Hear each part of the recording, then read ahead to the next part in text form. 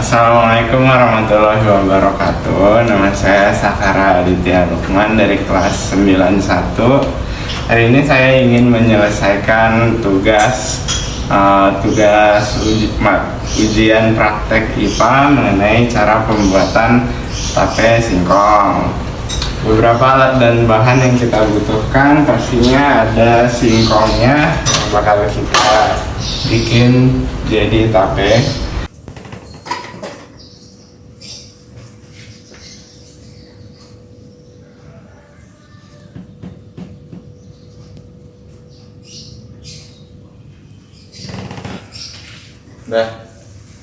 Lalu kita siapkan raginya.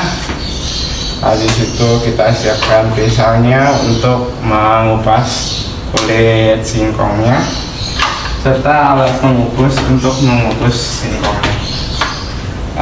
Selanjutnya, yang pertama kita lakukan adalah pengupasan singkongnya untuk dikukus.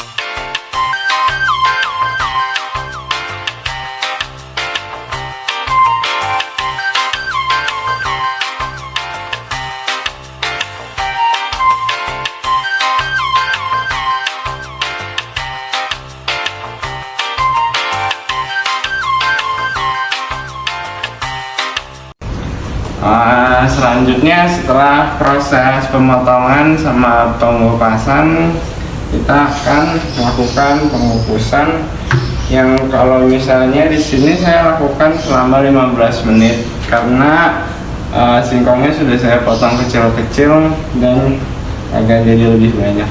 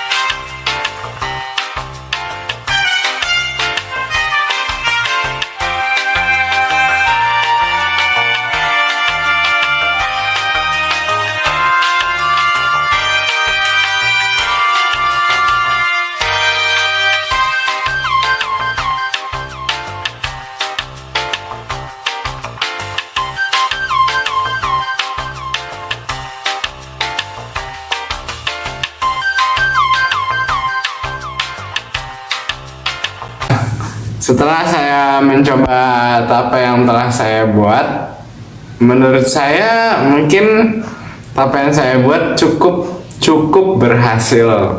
Karena rasanya mungkin menurut saya manis, tapi manis saja. Tidak semanis itu, cukup manis. Nah, setelah selesai proses pembuatan tape, saya bisa menarik beberapa kesimpulan dari hasil percobaan saya. Di antaranya dari saat proses pengukusan. Di sini saat proses pengukusan perlu diketahui bahwa membiarkan tape sampai benar-benar dingin itu sangat diperlukan, karena jika kita meragikan singkong yang baru kita kukus dan masih panas, itu proses fermentasinya akan gagal karena jamur-jamur yang ada di dalam ragi tidak bisa hidup dan akan mati.